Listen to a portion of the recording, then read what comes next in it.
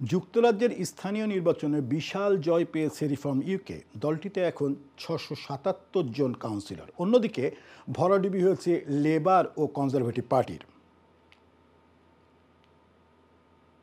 মাফ করবেন, বৃহস্পতিবার অনুষ্ঠিত ব্রিটেনের স্থানীয় নির্বাচনের ফলকে রাজনীতিতে নাটকীয় পরিবর্তন হিসেবে দেখছেন বিশ্লেষকরা। রিফর্ম ইউকে পার্টির নেতৃত্বে রয়েছেন নাইজেল ফারাজ। তার দল 10টি স্থানীয় কাউন্সিলের নিয়ন্ত্রণ নিয়েছে, জয় পেয়েছে 2টি মেয়র পদে। র্যাঙ্কন ও হেলসবি উপনির্বাচনে 1টি আসন করে লাভ করেছেন। পার্লামেন্টে এখন তাদের এমপি সংখ্যা 5।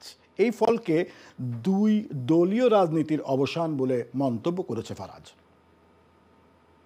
লেবার পার্টির নেতা ও প্রধানমন্ত্রী স্যার কেয়ার স্টারমার স্বীকার করেছেন, জনগণ এখনও লেবার সরকারের সুফল অনুভব করতে পারছে না। অন্যদিকে কনজারভেটিভ পার্টি 674টি কাউন্সিল আসন হারিয়েছে। নিয়ন্ত্রণে থাকা 16টি স্থানীয় কর্তৃপক্ষের সবগুলোই হারিয়েছে দলটি। I genuinely think that this party that has been there for 200 years, governed this country for much of it, what has happened overnight will signal the hollowing out of the Conservative Party, more members leaving, more branches declining, and frankly, without councillors, no incentive to go out and campaign. This is the beginning of the end. It is the death of the Conservative Party. And do you know something? They deserve it. They did it to themselves.